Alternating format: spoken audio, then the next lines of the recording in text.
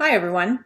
In this video, I'm going to tell you about some of my research on playing-related musculoskeletal disorders in drummers.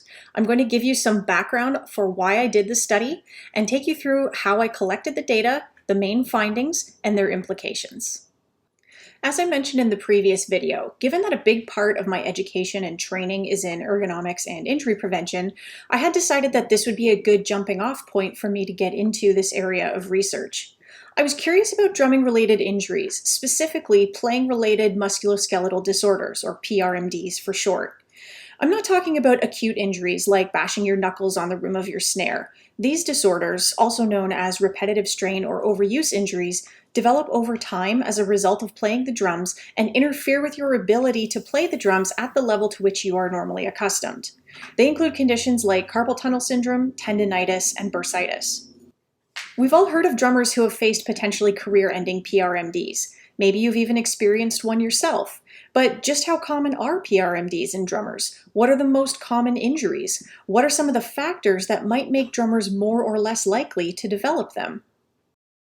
Although there are many anecdotes to answer these questions, when I dug into the research literature, I was surprised to find that there isn't much research out there on PRMDs in percussionists, let alone research that specifically focuses on drummers.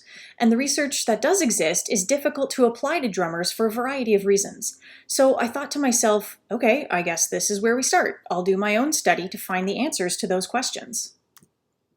My goal was to determine the rates and injury patterns of PRMDs in drummers and to identify specific characteristics that might put drummers at risk for, or protect them from, developing PRMDs.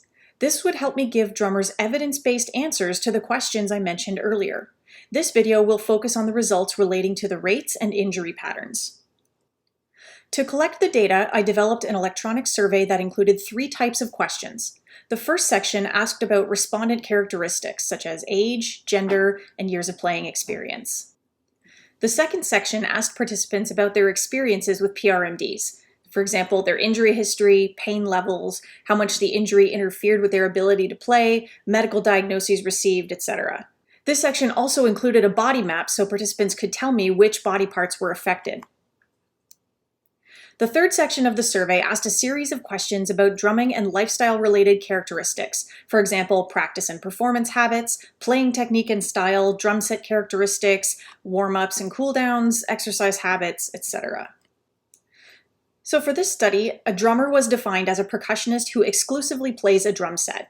My target population included drummers who were 18 years of age or older who played the drums for a minimum of 5 hours per week. Once the study was reviewed and cleared by the University of Windsor's Research Ethics Board, the survey was distributed through social media and online. It was available between February 1st and April 30th of 2018. After this period ended, I analyzed the data, and here's what I found. In total, 865 drummers completed the survey, which is triple the size of the largest study on PRMDs in percussionists to date. 831 of them provided usable data. Almost 90% of the participants were from Canada, the USA, or Europe, but there was representation from every continent except Antarctica. 90% of the respondents self-identified as being male, and the average age was 40 years. 86% of the respondents identified rock as one of their main musical genres, but there was representation of many other genres. In terms of the rates or the frequency of reporting PRMDs, 68% of the participants in this study reported having experienced a PRMD at some point in their lifetime.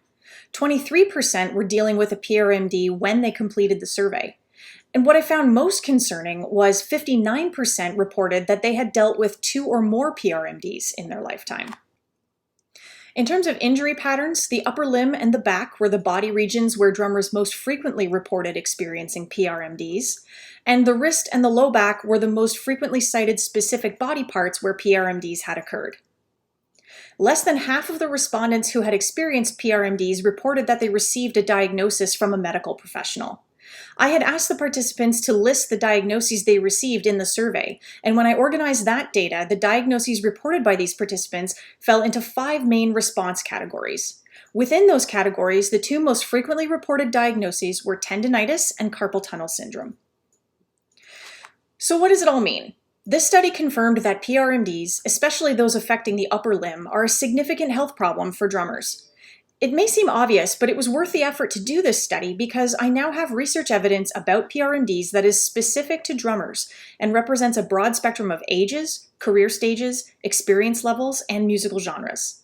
It was also worth doing this study because it gave me the foundation for a lot of future research, which is needed if we're going to develop evidence-based strategies to help prevent PRMDs and reduce the burden of these disorders in drummers.